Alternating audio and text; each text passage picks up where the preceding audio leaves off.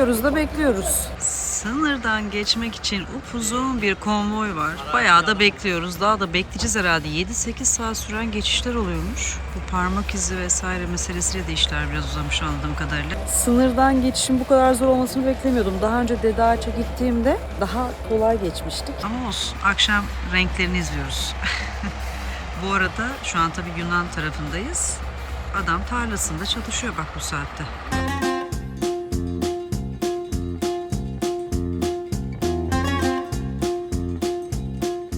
Hayat Bana Güzelciler, herkese merhaba. Güneşi gördük, baharı hissettik ve yollara çıktık.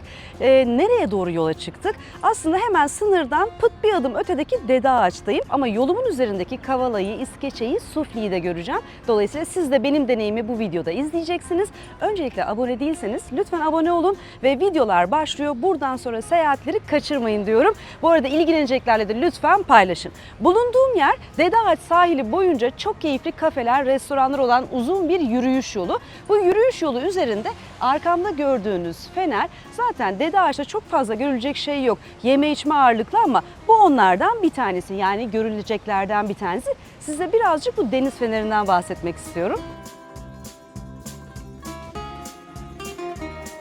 Şimdi bu arkamda gördüğünüz deniz feneri Dede Ağaç'ın en sembolik ve üzerine konuşulası olan bence noktalarından bir tanesi. Bu Osmanlı'dan günümüze miras. Yapıldığı yıllar 1860'lar sanıyorum. 1860'larda aslında Ege-Akdeniz hattındaki ilk navigasyon çalışmalarının ürünü Osmanlı'nın bu hatta, yani Ege-Akdeniz'e yaptırdığı deniz fenerleri. 150-200 kadar deniz feneri olduğunu okumuştum. Tam sayıyı bilmiyorum. Bu deniz fenerlerini yapan bir Fransız mühendislik şirketi aslında. Onlar yapıyor, Fransızlar işletiyor. Vergi ve geçiş ücreti ya da bilmiyorum o dönem alınan neyse onun çoğunluğunu Fransızlar, neredeyse 1/4'ünü, yıllara göre oranlar küçük küçük değişmiş, Osmanlı'da 1/4'ünü diyelim vergiden payını alıyor. Yani yap işlet devret gibi bir şey mi bu? Tabii ki iyi bakılmış. Akşam ilk yürüyüşü yaptım, biraz geç saatti. Restoranlarda falan bütün garsonlar Türkçe konuşuyor. Müşteriler Türk, menüler Türkçe olmuş. Çok fazla Türkçe. O yüzden sınırdan geçip pasaport kontrolü olmasa Türkiye'den çıktığını kolay anlamayabilirsin, öyle söyleyeyim.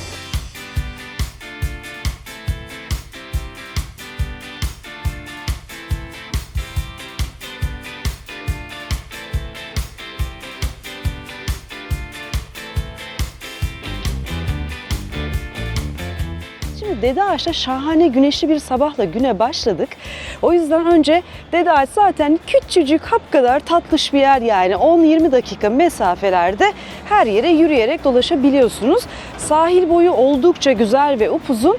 Şimdi böyle limana doğru da yürüyoruz. Yol boyunca da böyle mekanlar sabah sabah açıyorlar. Masalarını kuruyorlar filan. Böyle bir gün başlıyor burada.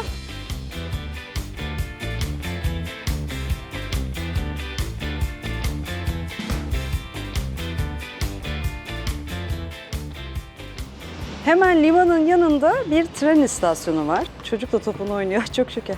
Acaba buradan kalkan trenler sadece yerleşik semtlere ve yakın civara mı gidiyor? Yoksa şehirler arası harekette var mı?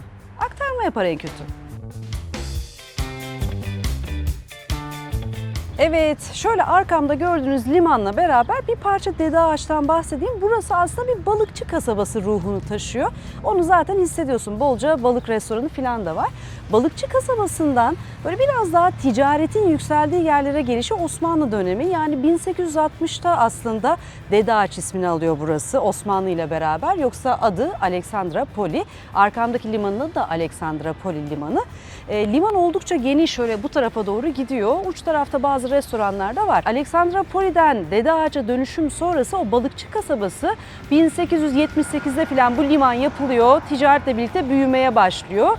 Hatta daha sonraki yıllarda İstanbul-Selanik arasında bir demiryolu hattı kuruluyor Osmanlı döneminde. Demiryoluyla beraber de buradaki hareket ve ticaret bu şehrin daha büyümesine sebep oluyor. Aslında benim anladığım o. Bugün de gördüğünüz gibi liman gayet canlı, hareketli, büyük ama hala o denizci, balıkçı kasabası ruhu ruhu bence bu şehirde var. Bu arada binalar oldukça eski ve bir yenileme enerjisi gözüküyor. Sürekli binaları yapıyorlar. Biraz aramızda da konuştuk. Burada binalara bakınca bize çok benziyor. Yani tek tip değiller, bir planlama yok. Aslında biraz herkes kafasına göre bir bina yapmış gibi. Ve biraz da yazlık bir yere benziyor. Sanki böyle ne bileyim Büyükçekmece gibi mi desem. Bana o hissi veriyor burası ya. Böyle burası tatilcilerin geldiği, yazlıkçıların geldiği bir yer gibi. Türkler buraya niye geliyor derseniz bence Türkler buraya kolayca geçiyor. Çok keyifli, lezzetli, bol bol ve uygun fiyata yemek yiyorlar. Onun için geliyorlar.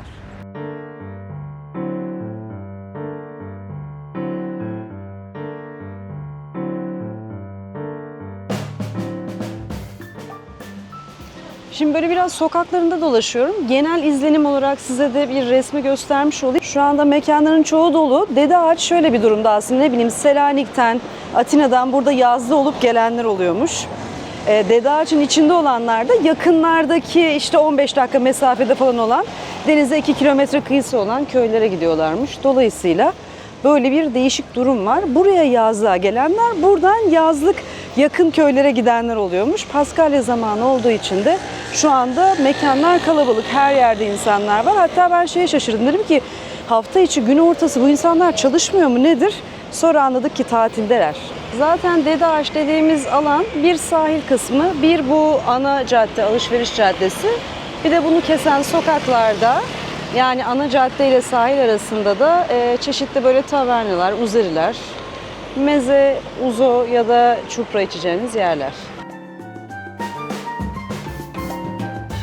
Şu dükkanda ipek böceğinden aksesuarlar ve ipek işte örtüler, şallar, yastık kılıfları vesaire. Çok tatlı bir dükkan. Kendinize farklı bir aksesuar almak isterseniz ya da ipekle ilgili bir şeyler almak isterseniz bu dükkana gelebilirsiniz. Böyle ipek böceği kozalarından falan aksesuarlar var. Aynı zamanda ipek yastık kılıfları, ne bileyim şallar vesaire.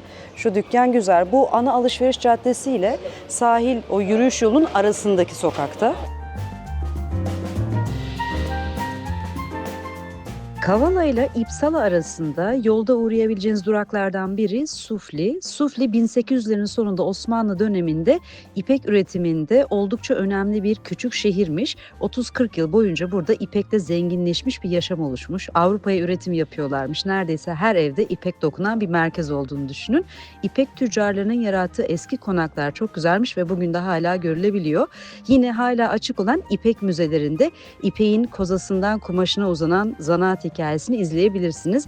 Küçük atölyelerde ise bugün hala devam eden üretimin izleri varmış.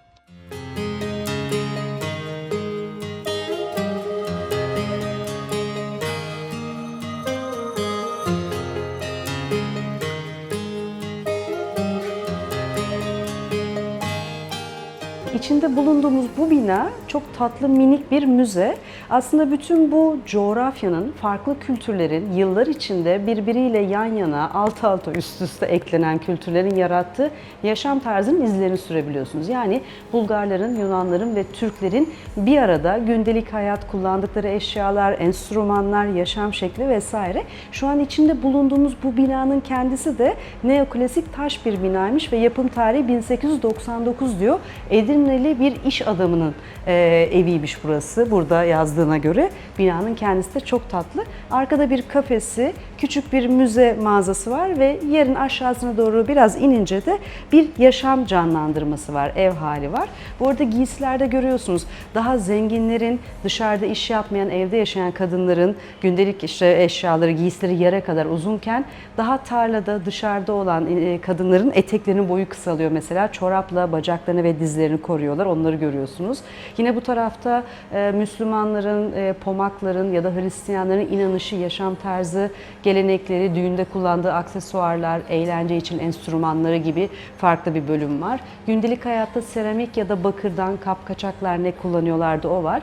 Yani bu coğrafyanın bir arada yaşamış olan halklarının farklı kültürlerini ve aslında birbirlerine ne kadar benzediği ve bir arada iç içe geçtiğini izleyebildiğiniz küçük, tatlı bir müze.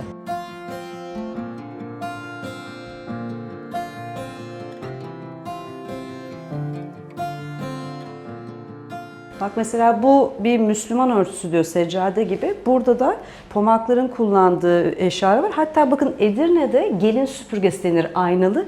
Burada da görüyoruz, bu pomaklara ait diyor, gelin düğün ritüelleri. Bu tarafta da Hristiyanlara ait olan inanışla ilgili kullanılan ibadetteki eşyalar da var. Bu arada İngilizce açıklamalar var ama bir broşür yok. Bir hanımefendi size burayı gezdirip biraz bu ruhu, mantığı, bu kültürlerin birlikteliğini anlatıyor. Müze tematik olarak kategorize edilmiş. Yani yıllara göre değil de temalara göre. Bak buradaki giysiler az önce söylediğim gibi yere kadar uzunlar. Burada kadınlar daha bahçede, tarlada vesaire çalışacak. Bacakları çizilmesin diye yün çoraplar giymiş ama etek boyları da kısalmış. Giysilerinde, aksesuarlarında ya da kıyafetler üzerindeki renklerde, o dokumalarda filan bir dil kullanılmış aslında. Kendini ifade etmenin bir şekli bu. O yüzden buradaki renklilik, çeşitlilik, bütün bu dokular, nakışlar, renkler inanılmaz etkileyici. Bence küçük ama çok tatlı bir müze. Gelip görün. Bu arada yanında da bir gelin var bakın.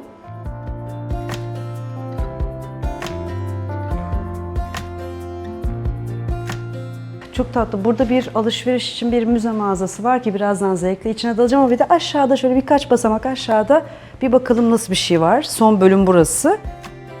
Körüklerin güzelliğine bak, sedeflere bak. Ay çok güzel. Bunlar farklı insanların buraya bağışladığı eşyalar. İpek dokumasından bıçaklara.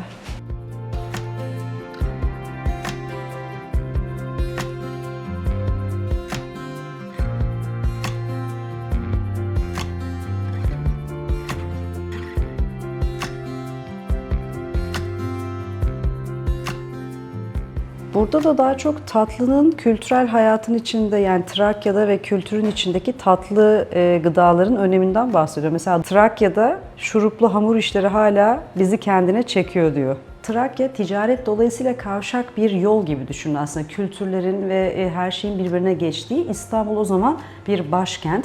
Dolayısıyla oradaki çeşitlilik, oradaki kültür civardaki böyle küçük şehirlere de sirayet ediyor. İşte kadayıftan, lokumdan, dondurmadan, onların yapılış şeklinden bahsediyor. O yeme içme kültürü bugün bazı değişiklikler geçirse bile günümüzde de hala oldukça kıymetli. Özellikle şerbetli, hamurlu tatlılar. Buranın da bu arada hamur işleri, tatlıları var. Gidip birazcık dondurma mı yesek? O zamanlar evde buzdolabı yoktu tabii diyor. Dondurmalar böyle yapılıyor, dışarıdan yeniyor. Gerçekten dondurma önemli ya. Kadayıf o tarafta, dondurma bende. Hadi gidelim. Buradaki müze shop'ta tatlı bir müze shop. Böyle tasarım ve sanatsal ürünler satıyor. Aslında tam da müzenin koleksiyonu ve ruhuna uygun aksesuarları satıyor burası. Müzede tatlı ile ilgili bilgileri aldık, tatlılara baktık. Aman şöyle miymiş, böyle miymiş ve aradığım dondurmacıyı buldum. Bu arada hemen şurada çok güzel bir dünyanın çayı, çeşit çeşit bir çay dükkanı da buldum. Çay dükkanı, şekerci, dondurmacı ama seçimimi dondurmadan yana kullanıyorum. Tabii ki sakızlı mastik var. Hemen ondan bir tane alırım. Salted karamel hep severim. O da olabilir. Ben buradan birkaç çeşit doldursam böyle koca kafam kadar. Bütün malzemeler İtalya'dan geliyormuş. Bir İtalyan dondurma, Yunan değilmiş. Meyveler taze buradan geliyormuş. Gerçek meyvelerle yapılıyormuş. Ya çok güzel ya. İyi ki dondurma molası verdik. Bu arada içeride bize dondurmalarımızı hazırlayan hanımefendiyle birazdan küçücük konuşacağım. Çünkü o da Türk. İlla fiyat istiyorsunuz söyleyeyim. Bu koca kutu 3 top dondurma 5 euro. Sizi Ayşe ile tanıştırayım mı? Ben de az önce tanıştım. Merhaba. Merhaba. Sen burada çalışıyorsun. Evet, burada çalışıyorum. Buraya Türkiye'den mi geldin yoksa burada Benim mı yaşadın? annem aslen buralı. Ben ama Türkiye'den geldim. Böyle farklı mekanlarda Türk çok gördük çalışan. Hep böyle Türkiye'den mi geliyorlar? Burada Yok, doğmuş buranın büyümüş. azınlığındanlar. Yani hiç gitmediler Türkiye'ye. Türkiye'de değiller. Sorarsanız da zaten biz buralıyız derler. Öyle mi? Azınlıktanlar, evet. Peki buralı izlerken Dede Ağacı'nın bu Dede Ağacı'nın merkezindenler ya da köylerindeniz. Mesela benim annem köyünden. Buraya 10-15 kilometre mesafede. Türk-Yunan karışık bir köyden. Öyle mi? Kaç tane böyle köy var? Çok var. Civarda da çok var. Buradan daha uzak 50 kilometre, 30 kilometre civardaki şehirlerde de çok fazla var. Böyle Türk köyü. Türk-Yunan karışık. Evet, sadece Türk olan köylerden var. Buraya Türkler çok geliyorlar tamam ama menüler Türkçe. Evet. Bayağı sanki Türkiye'den çok uzaklaşmadan. Özellikle Dede Ağaç böyle çünkü sınıra çok yakınız burada. çok fazla var yani. Çok rahatlıkla herkes kendini evinde Aynen gibi hissederek aynen ulaşabiliyor. kesinlikle. Direkt Türkçe konuşarak giriyorlar mekanlara zaten. Bu arada dondurma İtalya'dan ürünleri geliyor dedin değil mi? Aynen. Patronumuz kendisi İtalyan. Yunan bir hanımefendiyle evlenip buraya yerleşiyor. Ürünleri tamamen İtalya'dan geliyor yani. Tamamen kendileri günlük olarak taze hazırlıyorlar. Gerçek meyveyle yapıyor. Gerçek meyveleriyle yapıyor. Bu gelato yapılıyor. değil mi? Evet. İtalyan tarzı bir dondurma. Aynen. O zaman seni müşterilere Müşterilerim bırakalım. geldi. Çok memnun Kolay oldum. gelsin. Benim çay sevgimi bilenleri gene kendime bir çay dükkanı buldum. Çay dükkanının içine de girdim. Burada örnekleri var. Üzerlerinde kaç derecede, kaç dakikada demlenmesi gerektiği yazıyor. Mesela şu Red Almond'ın bir kokusuna bakmak istedim nasıl. Ay çok güzel kokuyormuş. Bu diyor ki 100 derecede 8-10 dakika. Bu 95 derecede 4-5 dakika. Christmas tea'ymiş bu. Bakayım. Bu çok yoğun. Bu bana uymadı mesela.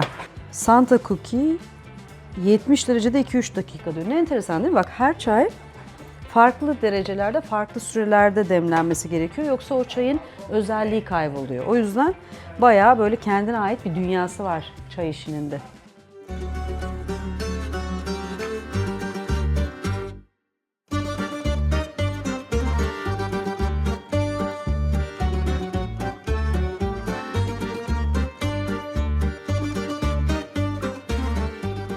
Yunanistan'a gelen Türkler bilir ki Jumbo'ya uğranır varsa. Burası her şeyi bulabildiğiniz dev bir market. Öyle düşünün. Yani bahçe malzemelerinden temizlik ürünlerine, ne bileyim kozmetikten giyime, dekorasyona filan filan gidiyor.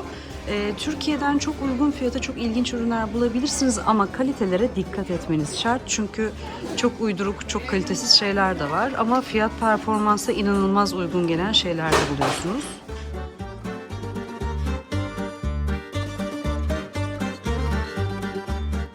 Şimdi biz Paskalya zamanına denk geldiğimiz için alışveriş caddesi ve onu kesen ara sokaklardaki küçük böyle tasarım dükkanları erken saatte kapanmıştı. Dolayısıyla oradan çok keyif aldığım bir iki dükkan var. Onları size gösteremedim ama bu tür dükkanları sahil upuzun yoluyla bunun iki paraleli olan upuzun alışveriş caddesi arasında birbirini kesen sokaklar var. O sokaklara girdiğinizde böyle değişik küçük dükkanlar bulursunuz. Bu arada gün batımı normalde bu sahil boyunca çok güzel gözükür. Gerçi benim gün batımında fotoğrafım var. Bulup size şöyle ekleyebilirim. Şu anda güneş olmadığı için o gün batımı ruhunu da gösteremiyoruz ama sahilde oturmak da ayrıca keyifli. Bir tarafta martılar, biraz deniz, dalga, gün batımı ve bütün bu kıyı boyunca yan yana birçok seçenek sizi bekliyor. Aslında burada ne aradığınıza bağlı. Yani daha küçük, daha yerellerin gittiği bir meyhane ruhu gibi bir şey mi arıyorsunuz? O zaman ara sokaklara girersiniz. Böyle küçük eski tatil beldelerinde 90'lar falan ruhu, gazino hissi veriyor bana buralar. Ama hoşuma gidiyor. Şimdi bu sahil boyu yürürken şunu da söyleyeyim. Mevsim yazken gelirseniz, yani denize de girmek isterseniz yüzünüzü denize verin Dede Ağaç'ta. Arkanıza binayı ve yerleşimi alın. Şöyle bu tarafta, yani denize yüzünüz dönürken sağ tarafta çok güzel plajlar var. Böyle daha işletmesi olan, keyifli denize gireceğiniz yerler de var. Onları da kullanabilirsiniz. Bu arada sınır geçişiyle ilgili küçük bir bilgi de vereyim. Özellikle cumartesi, pazar, yani hafta sonları dönüşlerde uzun kuyruklar olabiliyormuş. Yine bayram ve tatil dönemlerinde, yüksek sezonda yazın filan bu sınır geçişlerinde, sınır kapısında 7-8 saate varan kuyruklar olabiliyormuş. Ona göre tatil gününde misiniz, yüksek sezonda mısınız, hangi zaman diliminde geliyorsanız gidiş ve dönüş saatlerinizi ona göre planlayın.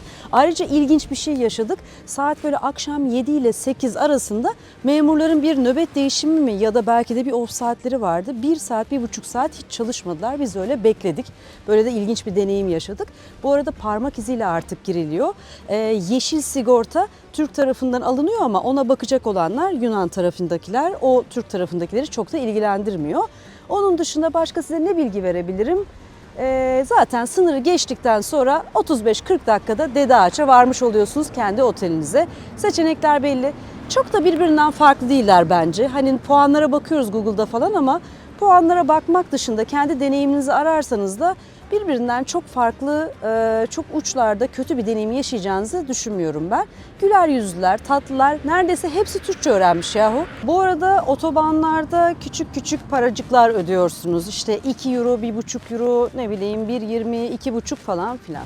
Bunun için yanınızda biraz nakit bulundurabilirsiniz. 2 euro ile Dede Ağaç'a geldik mesela. Bir Yunan salatası yiyorsunuz, hala 9 ya da 10 euro veriyorsunuz. Daha önceki yıllardan bu zamana kadar şöyle Yunanistan'ın farklı yerlerini, anakara şehirleri ya da adaları düşündüğümde yediğim salata 9 euro, 10 euro. Yıllardır değişmiyor. Hala öyle, biliyor musunuz?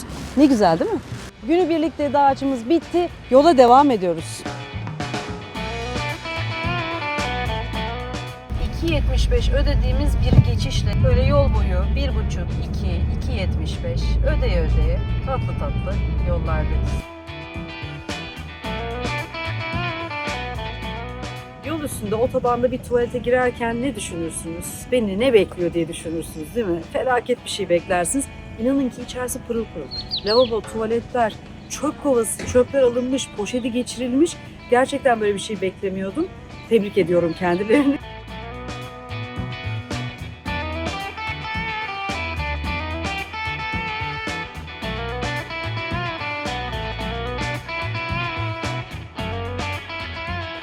Kavala'ya geldik. Bir alışveriş merkezine bakacağız derken böyle merkezindeyiz, şehrin liman tarafında. Burada bir neşe, bir eğlence, bir grup genç, müzik, bir şeyler oluyor. Ne var acaba? Bence ne var ne yok. Barda deliriyor millet, aman yarabbim.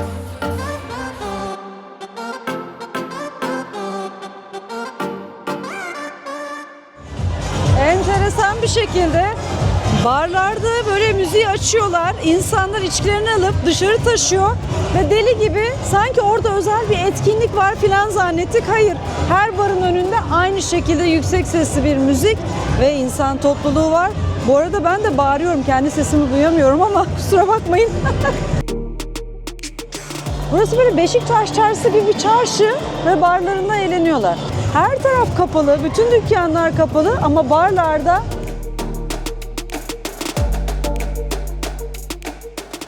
şu anda bir alışveriş merkezinin içine geldik. Burası Osmanlı döneminde bir tütün deposu olarak kullanılmış bir alanmış. Sonradan gördüğünüz gibi bir alışveriş merkezine dönmüş ama burada da neredeyse her dükkan kapanmış gözüküyor.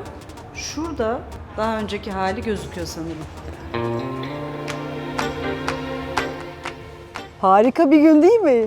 Gri, yağmurlu ama tatlı bir sokakta yürüyoruz. Mehmet Ali Paşa'nın evine gidiyoruz. Kim diyeceksiniz? Osmanlı dönemindeki bir devlet adamı kendisi. Kavala'da doğmuş ama Mısır'ı kuran kişi diye geçiyor. O ne demek derseniz Napolyon sonrası Mısır'a vali olmuş kendisi. O yüzden önemli ama burada bir imaret de kurmuş. Evi de ziyaret ediliyor. Onun kurduğu imaret bugün bir otel olduğu için öyle elinizi kolunuzu sallayarak gidip ziyaret edemiyormuşsunuz. Daha çok rehberli tur alıyorsunuz. Saat başı böyle 11'de 12'de onların uygun bulduğu bir rotada otelin içinde gezebiliyorsunuz. Belki oraya girmeyebilirim ama merak ediyorsanız siz bakarsınız ama evi görmek istiyorum. Sonra bu yağmurda sıcak bir şey içeriz.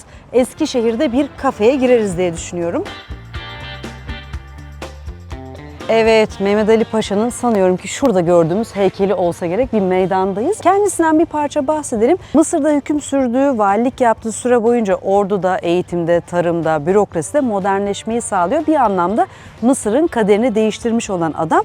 Şu an bulunduğumuz meydanın adı da onun adıyla ve şurada da evi var. Hadi gidip bakalım.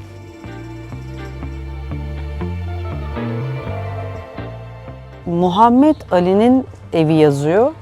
Ben Mehmet Ali diye biliyorum. Girişini bulalım. Bu arada evin alttan görüntüsü çok güzel değil mi?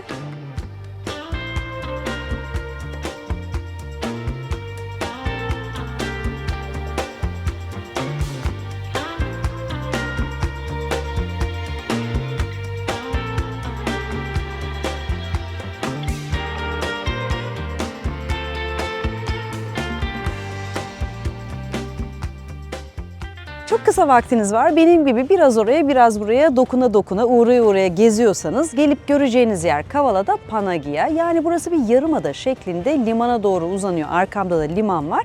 Burada Mehmet Ali Paşa'nın evi, yine meydanı ve civarda çok keyifli evlerin olduğu sokaklar var. Sokaklarda dolaşırsınız, fotoğraf, video çekersiniz. Küçük küçük kafeler, hediyelik eşya dükkanları ve limana bakan herhangi bir yerde oturabilirsiniz. Evet, şu anda biraz gri ve yağmurlu, renkler çok iç açıcı görünmese bile aslında bu şehre Blue City diyorlar. Yani denizi güzelmiş, mavi şehir.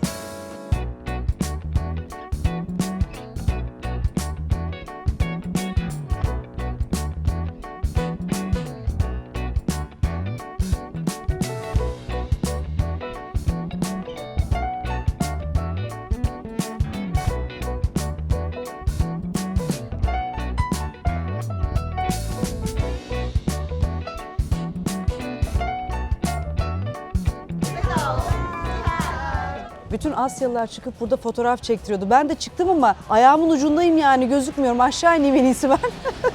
Dur. Heh. Bence böylesi daha güzel. Mehmet Ali Paşa'nın evine girdim. Tipik Osmanlı mimarisi düşün. Aslında cumbalı ev, selamlık ve harem bölümleri var. Bir avlu alanı var. Güzel, yerler taş filan bir ev.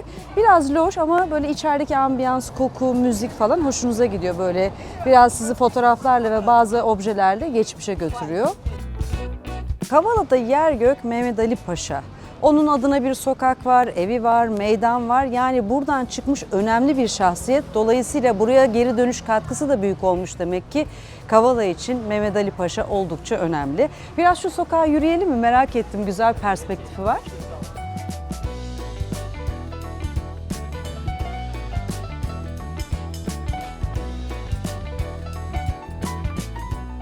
Bu arada Kavala kurabiyesinin yapımını da gördük. Kavala kurabiyesi sonradan ortaya çıkmış turistik bir kurabiye değil. Osmanlı'ya dayanıyor, 19. yüzyıla. Yani yaşı biraz var. Klasik un kurabiyesinden farkı ne? Un kurabiyesi kadar kolay dağılmıyor. Daha sert yapılı ve en önemlisi içinde badem olması. Gerçekten buraya özgü lezzetli bir şeydir. Turistik olarak geldiniz, geziyorsunuz, kendinize ya da hediye almak istiyorsunuz. Kesinlikle kurabiye almalısınız.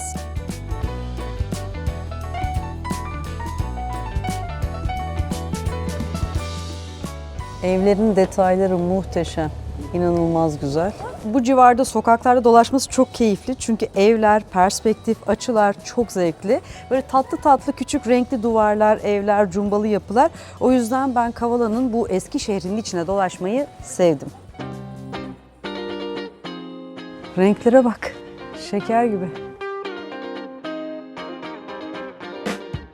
Şu küçük dükkan var ya, içine girelim mi, size göstereyim. Aslında ben baktım. El boyaması, böyle kartpostallar, magnetler ve resimler var. 20 euro ile 5 euro arası. Kavala'nın resmetmeye değer bazı ikonik noktalarını ve yerlerini buranın yerlisi bir ressam resmetmiş.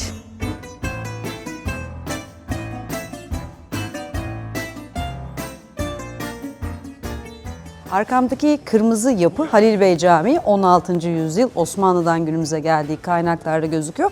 Ama daha altta 13-15. yüzyıla tarihli bir bazilika varmış Bizans döneminden. Bu arada çok farklı turist grupları geziyor. Kanada'dan, Kaliforniya'dan gelmiş olan, Asya'dan gelmiş olan, aralarında da sohbet ediyorlar. Ben de kulak misafiri olup nerelerden gelmişler diye bakıyorum. Bize gelmiyorlar ama Kavala'ya geliyorlar.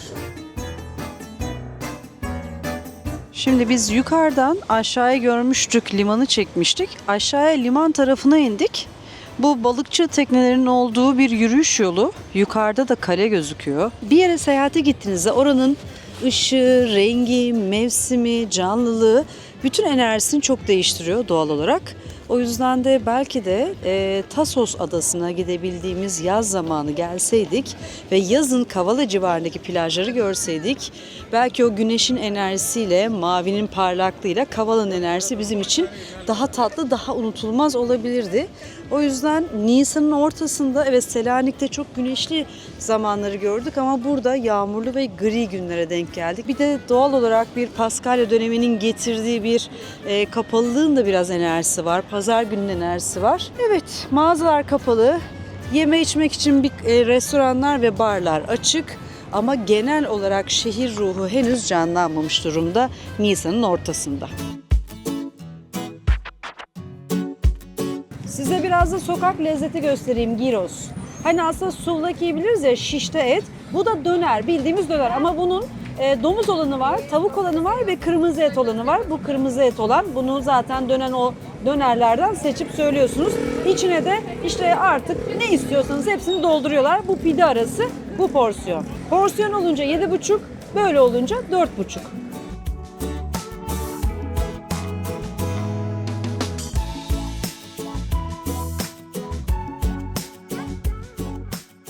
Eski limanda müzikle eğleniyorlar, mekanı hazırlıyorlar akşama. Çok tatlı bir ortam var.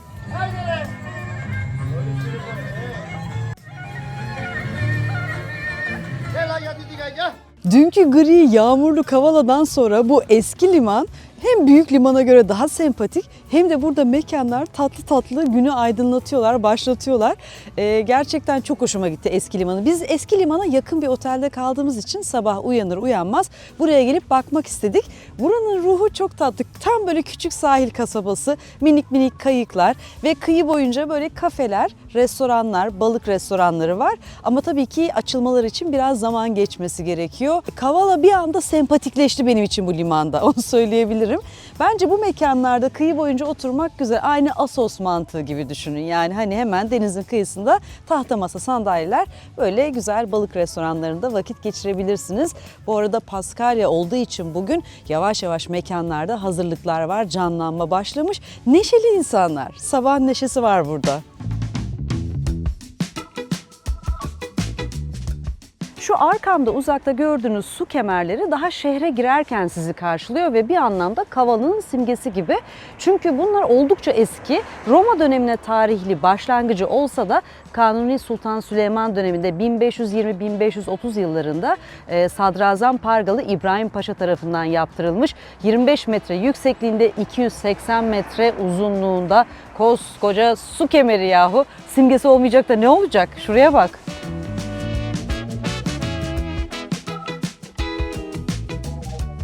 Kavala yakınlarında gidip göreceğiniz çok keyifli yerler var. Eğer yazın buradaysanız mutlaka Tasos Adası'na gitmeniz gerekiyor. Eğer mevsim uygun olsaydı ben kaçırmaz gider size de gösterirdim. Çünkü çok keyifli bir ada. Diğer taraftan yakınlarda İskeçe var. Onun denize kıyısı yok ama sokakları, evleriyle çok keyifliymiş. Bir öğrenci şehri, zamanında Osmanlı döneminde oldukça da zengin olduğu için o hikayeyi de orada anlatayım.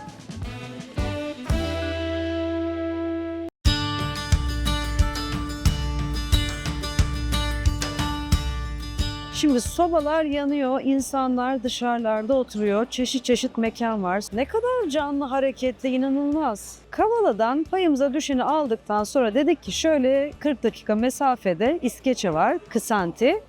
Neden orayı görmeyelim? Yağmur da kesildi, kendimizi burada bulduk ve iyi ki de gelmişiz. Şimdi eski şehrin içine doğru gidiyoruz. Burası ana çarşı alanı gibi.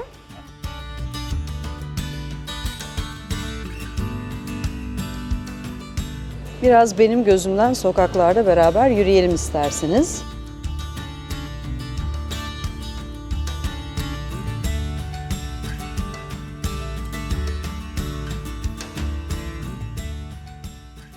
Evet, İskeçe'nin sokaklarını dolaşmaya başladık. Gerçekten çok keyifli, çok canlı ve hareketli, çok fazla insan var. Tatil zamanı olmasının etkisi var. Ama genel olarak ruhu biraz Alaçatı gibi, biraz Urla gibi, ne bileyim, biraz Cunda gibi, biraz Ayvalık gibi. Bunların hepsini çağrıştırıyor bana. Hissiyatı o yani. Sevdim.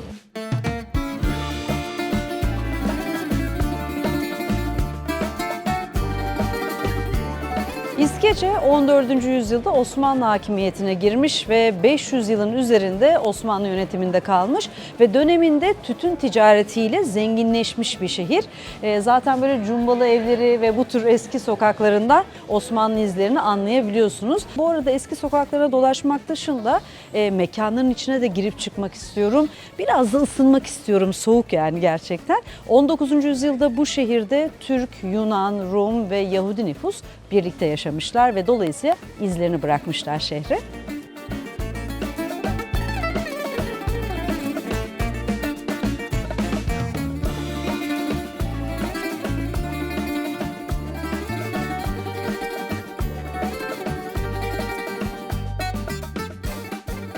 Şimdi İskeçe'de denemek istediğim 2 tane lezzet vardı. Onlardan ilki önünde duruyor. Feta Saganaki with honey diye geçiyor. Aslında kızarmış feta peyniri ama peynir eriyeceği için bir yufkaya sarılı şekilde kızartılıyor.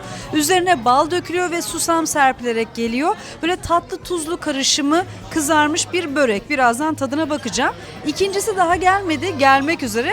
O da buraya özgü bir sosis.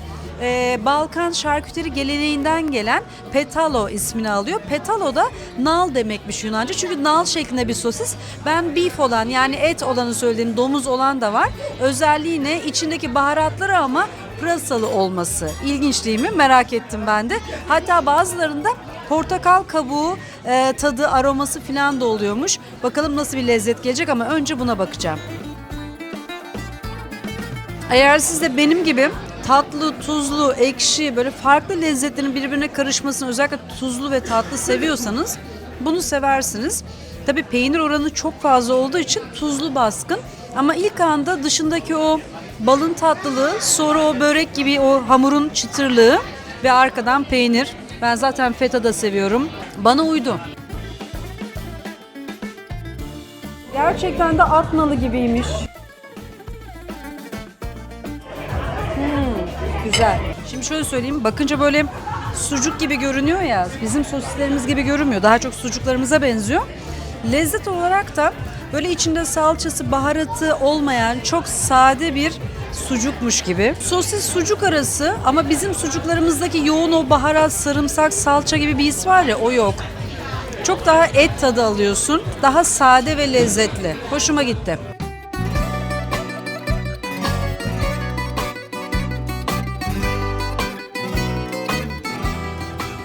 Sanki az önce her tarafta insanlar, araç trafiği bir curcuna yokmuşçasına bütün dükkanlar kapandı, el ayak çekildi, her taraf sessizleşti. Bu arada Yunanistan'ın bir siesta durumu var. Aşağı yukarı dükkanlar 3-4 gibi kapanmış oluyorlar. Saat kaç bakalım? Tam söylüyorum. Tahminleri alalım. 4'ü yeni geçmiş. Çok az açık dükkan var. Şimdi İskeçe'den birkaç tane not vereyim. Aslında bu notlardan bir tanesi Kavala için de geçerli ya da işte Yunanistan'da başka yerler için de. Öncelikle otoparkın saati 2 euro gibi bir ücretle arabayı bıraktık. Burada da park sorunu var. Park sorunu genelde var. Selanik'te olduğu gibi burada da, hatta Kavala'da da vardı. Son dakikada ceza yazacaktı polis. Gittik, buraya park edilmiyor dedi Kavala'da, bu Old Town'un içinde. Biz de tamam falan deyip koşa koşa arabayı alıp çıktık. Onun dışında tuvaletler kilitlenmiyor enteresan bir şekilde. Kilit yok. O yüzden otururken hep böyle bir aparttasınız ya. Hani o kapı bir an üstünüze açılacakmış gibi bir panik bir hal var. Böyle bir tuhaf. Orayı anlayamadım. Niye bir kilit koymamışlar tuvaletlere? O da enteresan bir deneyim oldu bizim için. Burası İskeçe bir öğrenci şehri. O yüzden de çok fazla öğrenci eşittir mekan ve canlılık var. Kavala için durum şu. Kavala'da özellikle yazın biraz daha canlılık ve hareket artıyormuş. Nüfus buradaki kadar genç değil öğrenci olmadığı için, ama yazın özellikle Kavala'nın yakın civarında denize girecek yazlık ve tatil noktaları olduğu için o zaman canlılık ve hareket daha farklı bir yere geliyormuş. Yani şu an benim içinde bulunduğum bu Nisan ayının ortası ama henüz daha sezon açılmış olmadığı için o kadar keyifli değil de buranın canlılığı öğrenciye dayanıyor yani. Dedeağaç da daha soft, yumuşak bir yer ama Selanik de yine öğrenci şehri olduğu için orada da çok fazla mekan ve hareket var, ama Selanik zaten daha önceki videoda da söyledim, Yunanistan'ın 2. büyük şehriydi. O yüzden orası çok canlı. Ama bu ufakları geziyorsanız bence şu anda gördüğüm kadarıyla İskeçe, Ksanti gerçekten sempatik bir yer. Evet, Kavala'ya veda etmenin vakti geldi. Eski limanda güneş yüzünü gösterdi. Mekanlar yavaş yavaş açılıyor. Müzikler, neşe, eğlence, ama artık memlekete dönme vakti. Sırada Türkiye'ye dönüş var. Videoyu beğendiyseniz beğenmeyi, paylaşmayı, like etmeyi, hype etmeyi unutmayın.